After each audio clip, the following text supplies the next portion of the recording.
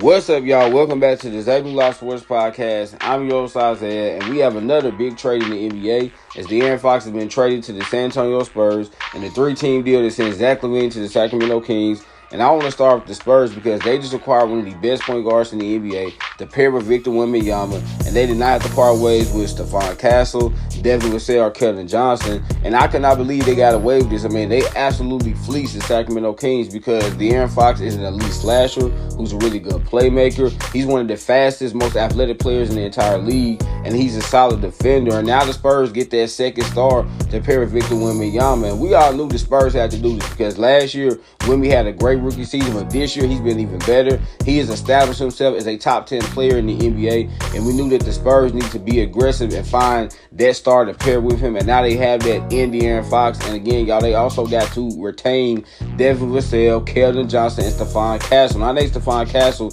is the big one out of the group because he has the potential, y'all, to become a star in this league, and I really thought that the Sacramento Kings were going to want him. They were going to covet him in the deal, but the fact that the Spurs were able to keep him, I mean, now you have him and De'Aaron Fox in the same backcourt for years to come, and they have CP3 coming off the bench. I mean, y'all, the Spurs have one of the deepest backcourts in the NBA right now, and I think they're going to be a playoff team this year. We know right now they're on the outside looking in the play-in tournament, but now you have De'Aaron Fox in this team. I think he's going to be able to get them into the play-in tournament, and I don't think this is going to be a team you want to see in the first round, man, because you got Stephon Castle, De'Aaron Fox, Victor Wembanyama, Jeremy Sohan, CP3, Devin Vassell. I mean, y'all, this team is just really deep. Again, I love their backcourt, and I cannot believe, though, that they did not have to part ways with any valuable players or picks. And I think the Spurs could still have another move coming. They might look to trade Keldon Johnson, right? Again, I thought they were going to have to at least give him up in this deal, but the fact that they still were able to hold on to him, they might be able to give him up in another potential deal. But I absolutely love this trade for the San Antonio Spurs. And now they have their point guard of the future in De'Aaron Fox. And also, y'all, I think the Spurs have accelerated their rebuild. They were in the building phase. Now they're in the competing phase. This team is going to be a major contender in the Western Conference for years to come. And as long as they add the right pieces around De'Aaron Fox and Wemby, they have the chance to win a championship, maybe even a couple of championships, because I think De'Aaron Fox and Wemby are going to be a dynamic duo. And don't forget about Stephon Castle. I think he's going to become one of the best two-way players in the league. So I really love what this Spurs team has going on. And I think, y'all, that the Spurs are going to be a very attractive free agency destination because free agents are going to look at this team differently now. Now they're going to say they got De'Aaron Fox and Wemby, and they look like they have a chance to do some really big things. So don't be surprised if you see this upcoming offseason, some free agents take, lesser contracts to sign for the Spurs because they want to be a part of something special. So, man, Spurs fans, rejoice. Y'all got that second star to pair of Victor Wembanyama, and this should make you legit contenders for years to come.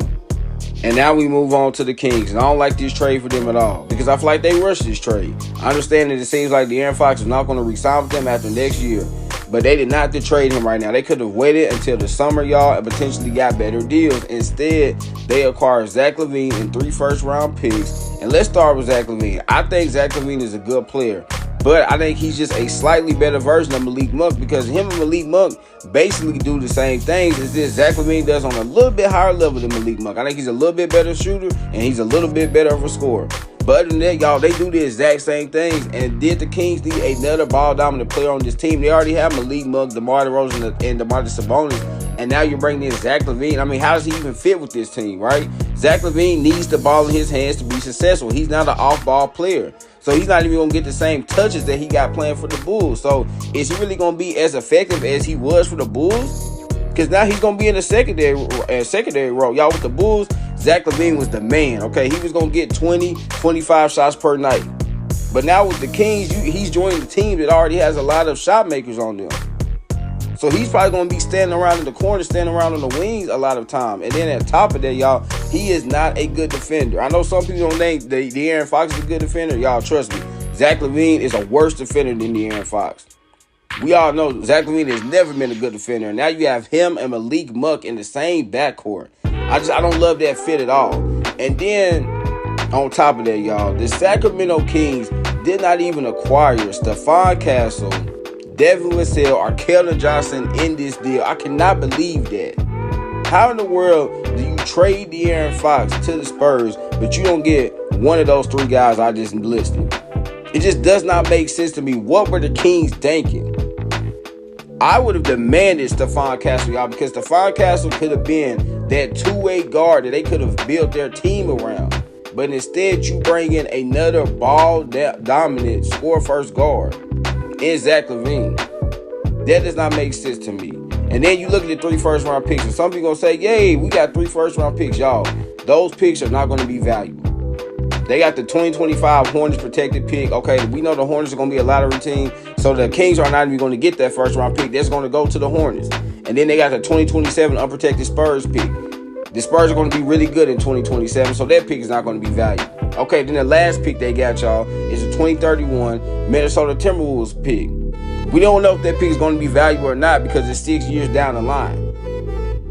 But this is the best you could get for De'Aaron Fox. Wow, a player, y'all, that's only 27 years old, that's in his prime, that's one of the premier point guards in the NBA, and you get Zach LaVine and 3 pretty awful picks. This is not good, y'all. I don't know what the Kings are doing.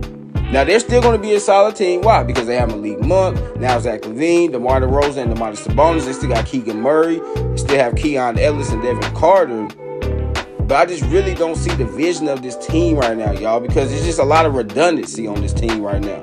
They have a lot of guys that do the same thing, which is score. But they don't have a lot of guys on this team that play defense. They don't have a lot of guys that bring an intensity and toughness to the team. They don't have a lot of guys, y'all, that are great rebounders either. They don't have a lot of guys on this team that are super athletic. A lot of these dudes do the exact same thing. That's not how you build a team. You want some diversity on your team. That's not what the Kings have right now. So, man, I don't love this trade for them, y'all. Then finally, let's get into the Chicago Bulls. Now, I think the Bulls, this is decent for them because they did get their first round pick back, okay? They did get their 2025 first round pick back from the Spurs, which is huge, right? Because we know the Bulls, I mean, they've been hovering around a 500 team, the last 6-7 years, y'all. But I feel like it's time for the Bulls to just embrace this rebuild, okay? I think they're stuck in NBA purgatory.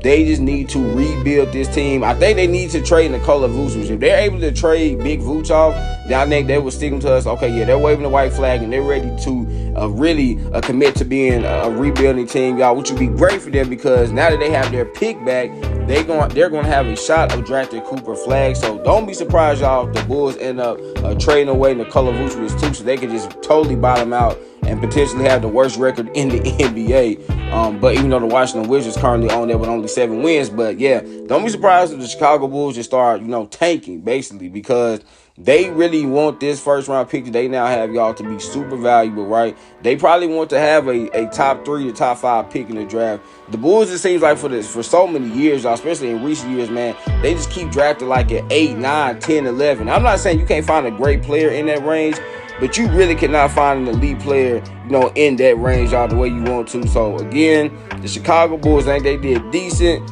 I would say I would give them a C for this deal. For the Kings, y'all, I'll give them an F. Seriously, I'm giving them an F. And then for the San Antonio Spurs, they definitely get an A+ for me because they got the best player of this deal. And they did not have to give up anything of value, y'all. So, there you have it. That was me reacting to De'Aaron Fox getting traded to the San Antonio Spurs in a 3-team deal that sent Zach LaVine to the Sacramento Kings, man. Please leave your comments and your feelings in the comment section. Remember, y'all, last good message of what? Make sure you get your daily dose. Y'all know I'm an man. I love y'all. God bless. Peace.